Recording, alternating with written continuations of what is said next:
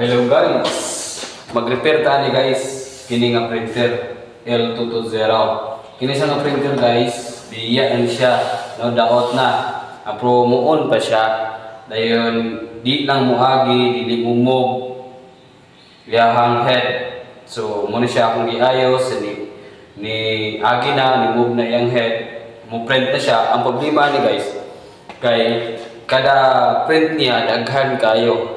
No, daghan kayo ang iyahang iluwa nga bond paper. So mo po ni siya ato ang ayuhon. Karon nato nang sugdan atong takiliron lang siya, ibto nato ng kuan sa kuryente para safety. Then ibto nato ng kuan dia ng iyahang waste pad na diha na guys. Tong roller niya nga mukaon sa bond paper si lalom. So tanawa. Pagbakuha na nimo na makita din nimo na siya. Ag cover na sa waste pad.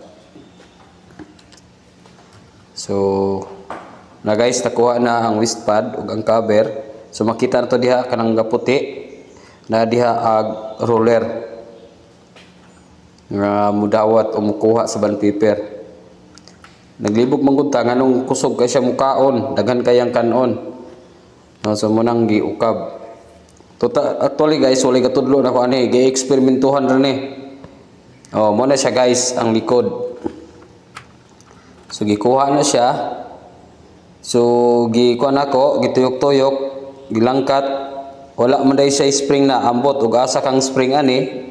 So ang ato dia guys, nangita tag spring sa mga sa budigaw nga mga guba nga spring nga masibo anang iyahang roller. Then atong gi-assemble mo gitao diha. Para lang gyud nga dili siya mo freewheeling ang iyahang roller. So muna naglibog ba ko unsaon sa pagtaod kay wa pa ko sukad kakita sa spring ani unsaon pagtaod kay wala naman sa spring daan then wala pa po ko sukad kaayo.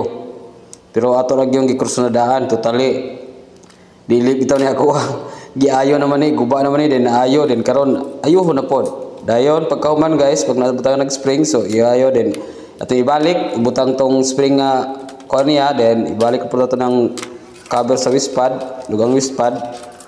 So muna siya dayon resulta guys. Oh. Testing na dayon og print og musalir ba ning kabuang nato kring krusnada, no? Oh, pertilipaya kay nako dia guys kay isa lang yung kabuk yang giluwa. O di na daghan iyang giluwa tanawa guys. O usa na lang. So muna siya nga printer Epson L220. Guba na ni siya pero giayo then karon giayo na pod ang iyahang pagkaon sa bond paper.